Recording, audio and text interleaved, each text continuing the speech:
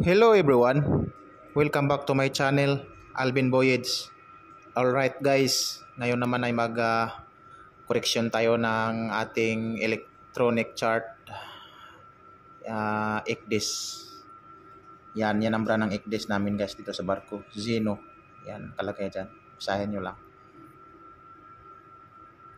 Yun, tapos yung weekly edition ngayon guys ay weekly edition 39, bali week 39 guys, sa ECDIS yan. Naka-download na dyan sa USB guys, yan. Insert na dyan sa sa ECDIS, yung pinaka control unit.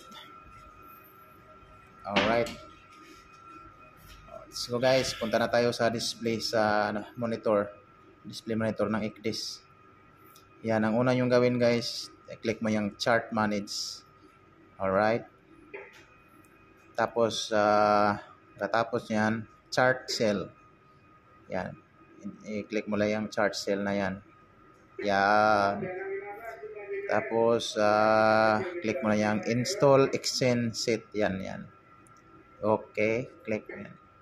Alright, and guys, nire-read na yung natin, yung USB natin sa ECDIS natin. Yan, robust na. Tapos click mo lang yung nasa upper left side guys, yung parang arrow. Yan, ayan, nakikita yan lahat ng mga week, nakikita, naka-check guys lahat yan, yung mga previous yan guys, mga week yan. Yung ngayon week 39 tayo, kaya hindi natin natin yan.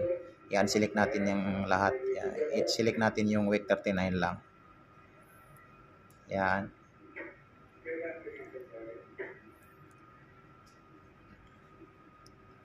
Alright, tapos install lang.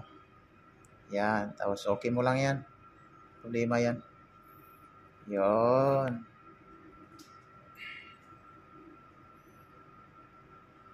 Alright.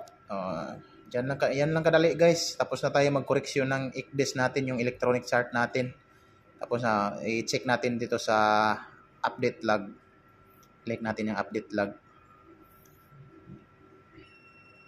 Yan, nakalagay din dyan anong pizza guys, anong oras. Na-update ko dito sa Indonesia. May Indonesia guys yung oras dito, local time 11:30. Tingnan nyo lang guys. Yan lang kadali mag-correction ng ECDIS guys. Bali sa barko na sakyan ko ngayon guys, dalawang ECDIS.